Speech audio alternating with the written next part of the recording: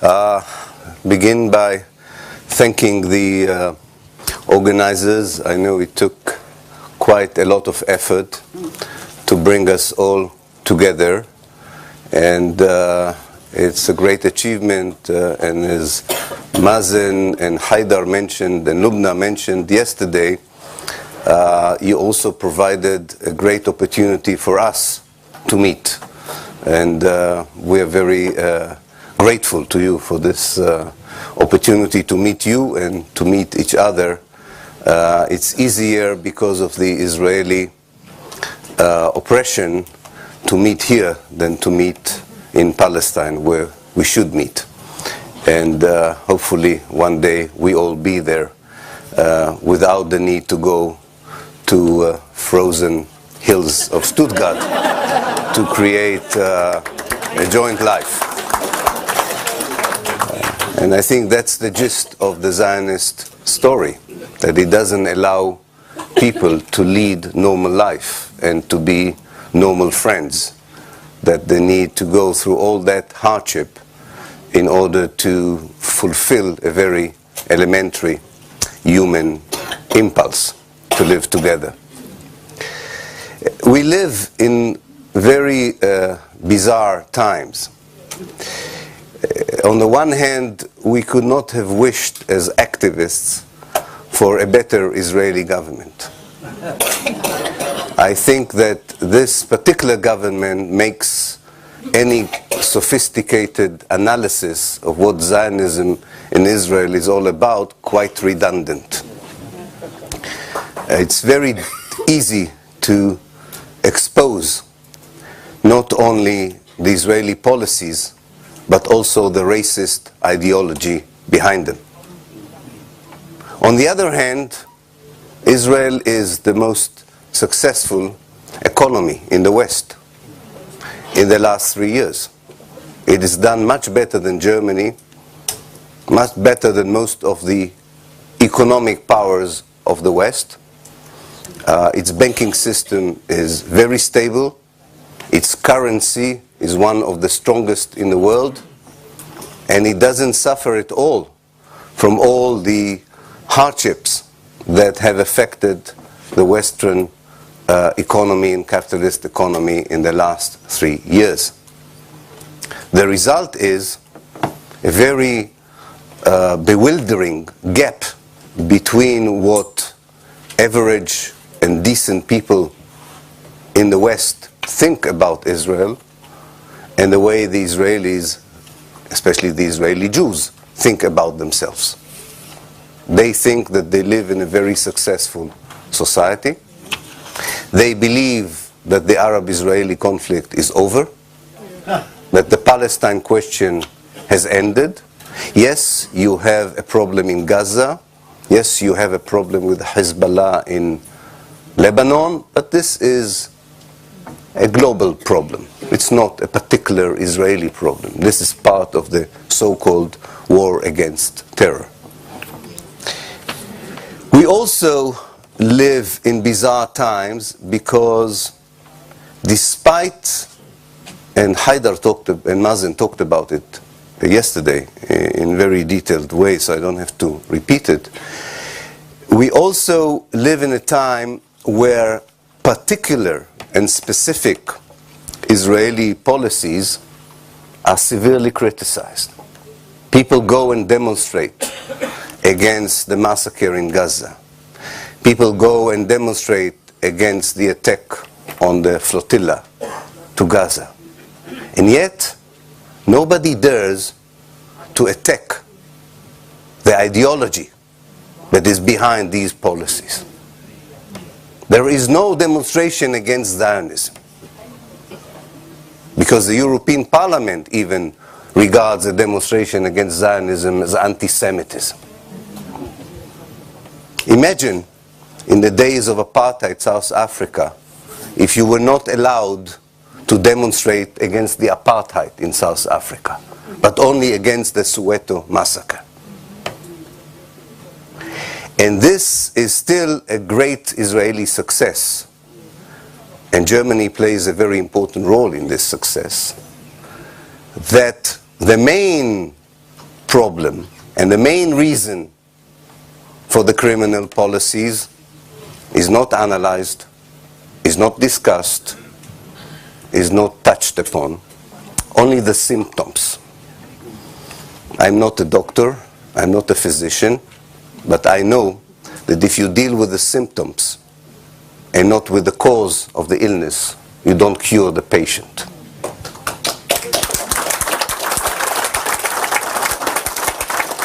So I think that what we really need as activists, and it's easier to talk to you than I think to talk to people who know nothing about the conflict or are totally on the other side of the coin, that we have to change a little bit what we are doing. Not in terms of our very successful BDS campaign or the kind of things that we do in Germany and elsewhere in solidarity with the Palestinian people. I think this is an impressive chapter in European civil society activity, no less impressive, as was pointed out yesterday, than the chapter in the struggle against apartheid. But we are still, most of us, are still not using the right language. Most of us are still not employing the kind of dictionary that we should employ in order to drive the message home of what are we dealing with. Because one of the greatest paradoxes of what goes on in Israel and Palestine is that on the one hand, it's not a complicated story. We've been there before. European settlers coming, either genociding or kicking out the indigenous people. The Zionists have not invented anything new in this. And on the other hand, Israel succeeded, with the help of its allies everywhere, including in this country, to build this complex explanation that is so complex that only they can understand it. And you are not allowed to interfere, especially if you are Germans. You are not allowed to interfere in this analysis because it's very complex. No, it's not. It is really not complex. And this is why history is so important. Understanding the not so complex history of what the Zionist movement was and is doing to the indigenous native people of Palestine is what the story is all about. Yes, there are other stories connected to it, I agree. The fate of the Jews in Europe, the Holocaust, I don't know, the relationship between Christianity and Judaism over the last 2,000 years. But these are sidebars. These are not the main story. They belong to the story, but you don't begin this. This is why in Israel, even unfortunately Palestinian students who are Israeli citizens, when they learn about the history of their own country, they begin in Odessa. I remember my Palestinian students in the university saying, can you explain to us why we who were born in Mrar or Sakhnin or in the Nakab have to begin our history in Odessa? They didn't even know where Odessa was. And I said, that's because you are under occupation, even inside Israel. Not just in the West Bank, not just in the Gaza Strip. Palestinians inside Israel are also under occupation and are also under colonization. And if we don't understand this, we will not break the deadlock. Because what is called the peace process that began in 1967 is taking place on Mars, on the moon. This is the only peace process in history that I know of that had no relevance whatsoever with the problem it was supposed to solve.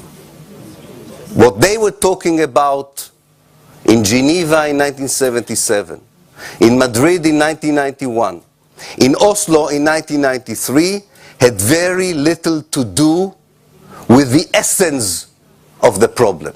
It dealt with the symptoms, I agree. It dealt with the symptoms, but not with the essence.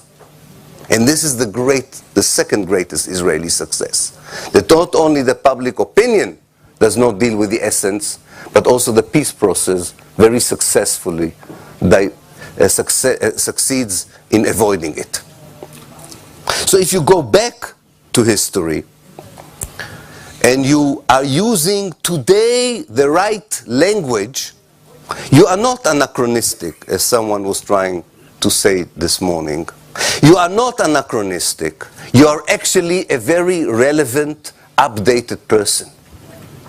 I'll explain what I mean. If you say that Zionism is colonialism, you are the youngest and most updated student of history I've met.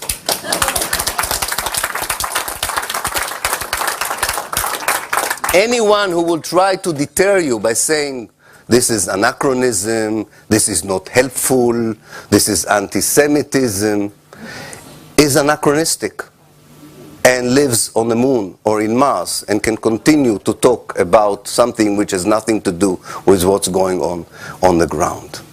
Actually, if you know Hebrew, you know that the whole Hebrew language from 1882 until today, which was constructed to describe what the Zionist movement is doing in Palestine, uses again and again the word hityashvut, hitnachalut. And the only way of translating these words is to colonize. There's no other translation.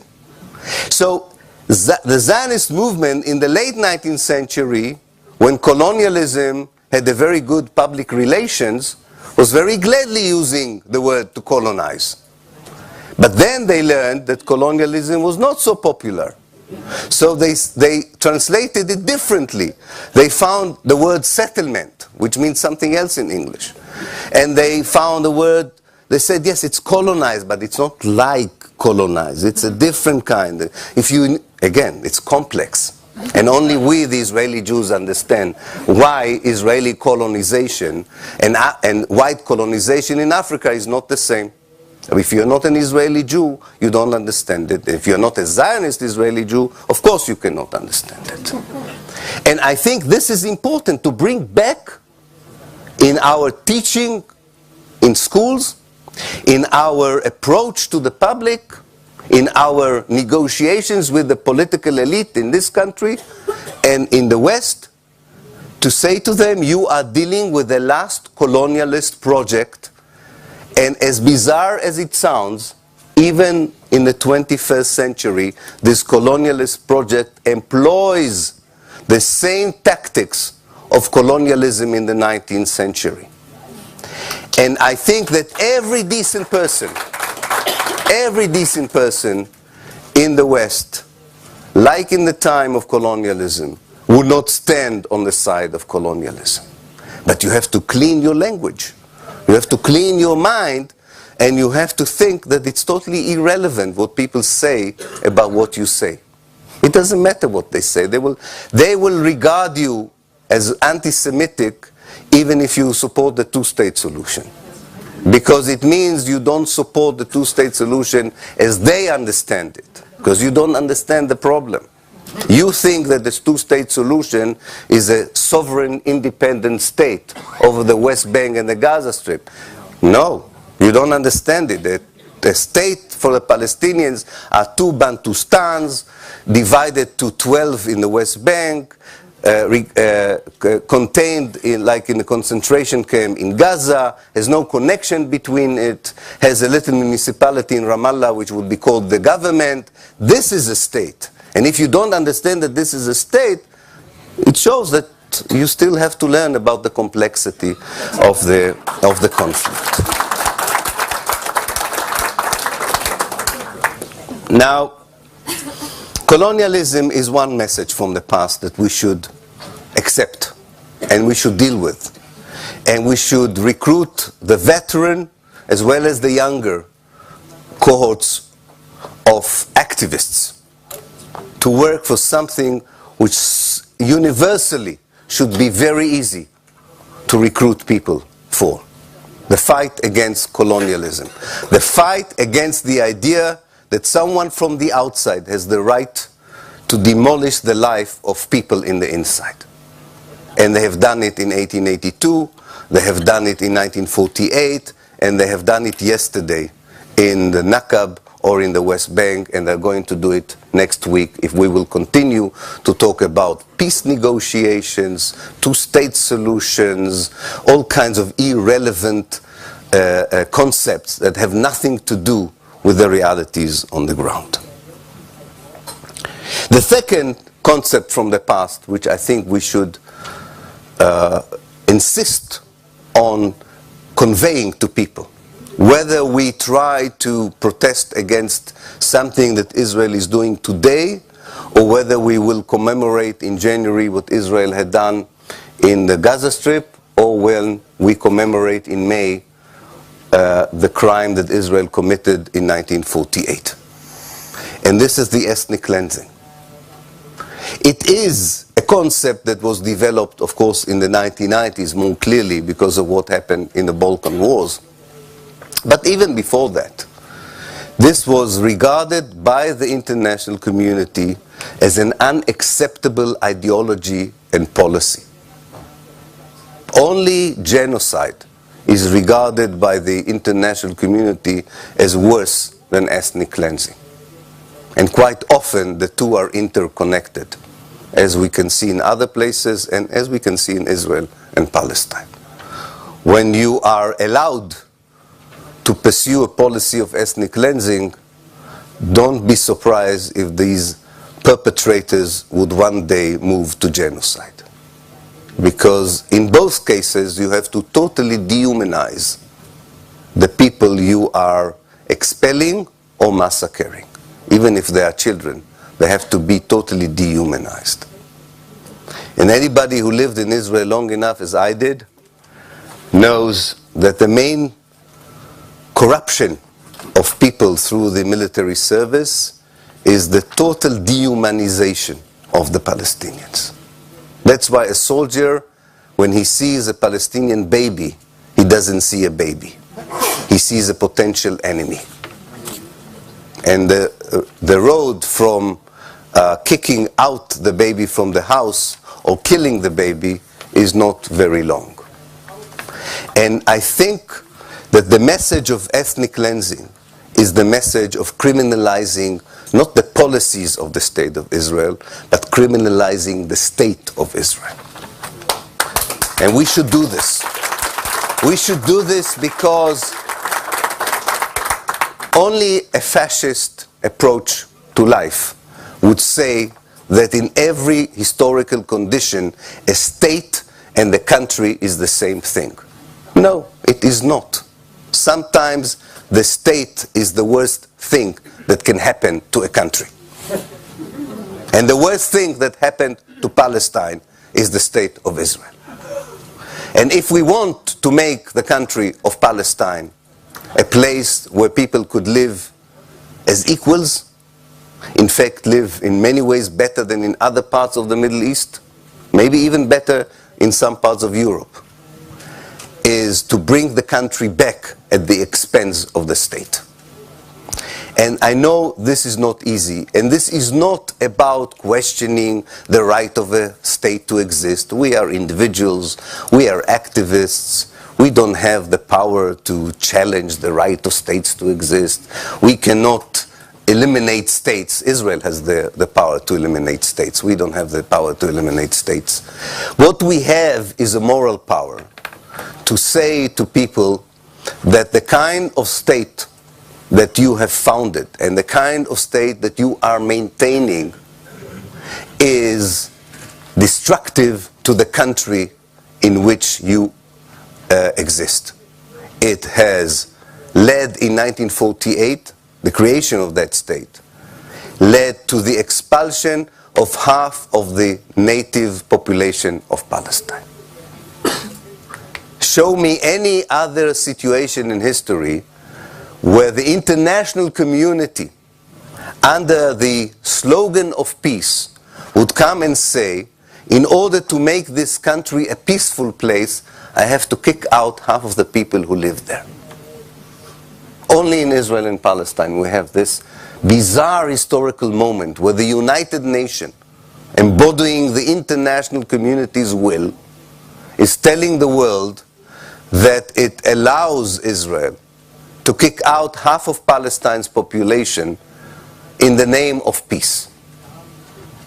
And once you start like this, the history of Israel, it's very difficult to retract and to explain that actually you have to study history and go back to 1947 and 1948 and say the partition or the idea of partition is an immoral idea. It's not even a good realpolitik idea. But that, of course, you couldn't know in 1947. I can understand that in 1947-48 you would have said, let's see if we divide the country into two, it may work. Who would have known? But 60 years later, can you argue that dividing this baby, if you want, is different from the Solomon trial? It's not surprising. You all know about the Solomon trial, right? You know about the baby and the two mothers, and that the real mother doesn't want the baby to be cut into two. We know who is the real mother in the case of Israel and Palestine. We know who was willing all the time, supposedly, to petition it. So, I think that the whole idea of the ethnic cleansing is connected to the international support for it, not direct support for it. But the agreement and the consent of the United Nations, and later on the European community, and later on the United States, to say that this is the way peace can only be possible in Palestine. That the Israelis kicked out enough Palestinians and took over enough of Palestine to create the only democracy in the Middle East. They corrupted every commonsensical language that we had in the West in the late 1940s and the early 1950s with the Zionist project. That's how you create democracies? By kicking out the indigenous population so that you can have a Jewish majority? But that's what all young Israelis believe. They learned in the political science department that in order to build a democratic society where the majority can decide what to do, you are entitled first to define the majority, even by means of killing the other side, so that you will be sure what would be the result of the democratic elections.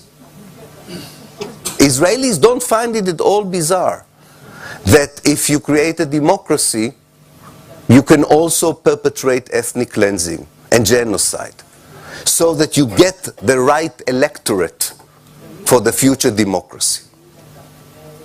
But a lot of people in the West will talk about Israel as a democratic state, because they would say the majority votes and decides what to do. The fact that the majority has to be kept all the time by ethnically cleansing people, by massacring them, by colonizing them, by putting them in great ghettos like in Gaza, is never discussed as part of the Israeli democracy. And I think we should bring that to the fore. The only way to keep Israel as a democratic state, according to the Zionist ideology, is to continue to be a criminal state. It is almost like allowing people in the worst kind of prison, the worst kind of criminals, to have a democratic system by the force of the gun, by the force of the brutality, by the force of their sheer power. Now, the third and last concept I would like to talk about is, which comes out of colonialism and ethnic cleansing, which are the main driving ideologies behind the Jewish state. Ethnic cleansing and colonialism are the reason that we have a Jewish state in Israel.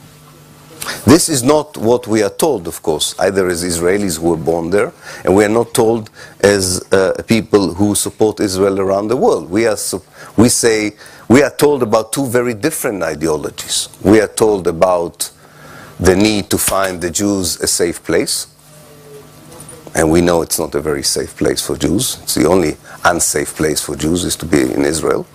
That's the place where most of the Jews have been dying in great numbers since 1948. And that this is the place where Jews can recreate themselves as a national movement, where they can exercise the right for self-determination. But we know that Israel is not interested in the right of self-determination for the Jews. This is why it brings hundreds and thousands of non-Jews from all over the world to settle in Israel, because what is important for Israel is not self-determination for the Jewish people. What is important for Israel is to make sure that it's not an Arab state. And if you are a Baha'i and you live on a mountain in the Himalaya, but you are definitely not an Arab, you will become an Israeli Jewish citizen in no time, if you are willing to come over. There's no problem. The rabbis would make sure that you are a Jew, and they may cause you to go through some painful operations, but if you are a man, but all in all, you are welcome because you are not an Arab. And if you're an Arab Jew, you will have to de-Arabize yourself. Otherwise, you will not be welcomed in the Israeli Jewish society. Now, the third and last concept, and then I'll reach to my 30 minutes, is the ethnic purity. The ethnic purity of the state. And this is related to the right of return.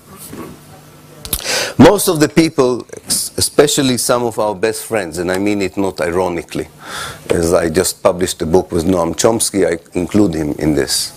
Some of our best friends are against the right of return, and their practical explanation. They would say it's unrealistic to tell the refugees that they should look forward for the possibility of returning, that they should be encouraged to think about a different kind of future. And I would say that the departure point for this analysis is not practicality, is not realpolitik, because if the basis for analyzing, as Uri Avneri does and Noam Chomsky does, and all our, and I'm, as I say, I'm not cynically saying our good friends. They are my good friends, but I totally disagree with them on this. If the basis for analyzing the situation is realpolitik, then it means that the balance of power determines your attitudes.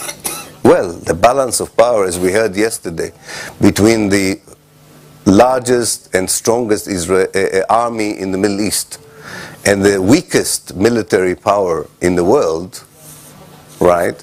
If this balance of power determines our attitudes, we shouldn't even meet here today.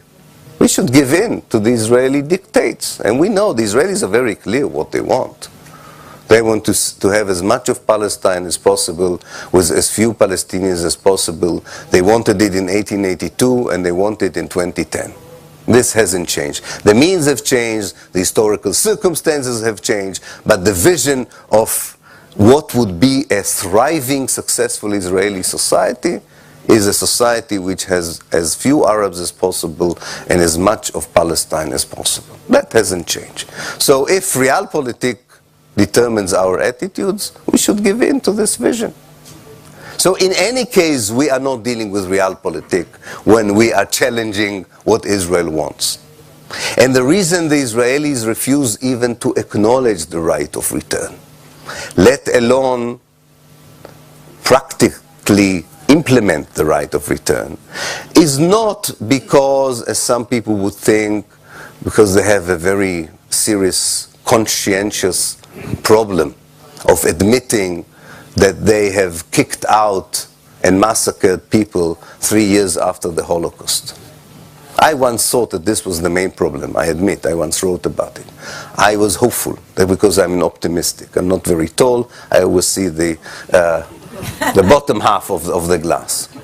So I thought the Israelis don't want to talk about the right of return because people who were, like Uri Avneri, for instance, were involved in the ethnic cleansing itself, feel unhappy about it. And if you talk about the right of return, this is the kind of panacea, the remedy for the illness. No, I don't think this has anything to do with it, unfortunately. It makes a lot of sense from a Zionist point of view to say Arabs are not welcome. Whether these are Arabs we kicked out, whether these are Arabs who we never touched, whether these are Arab Jews who want to insist to remain Arabs, even if they are Jews, they are not welcome. Because we won't be a democracy if these people would come in. That's the major thing. That's the main Israeli refusal for the right of return. So when you support, and with this I will end, when you support the Palestinian right of return, you are not only supporting, which I understand we all do, the right of people who were kicked out to come back if they want to.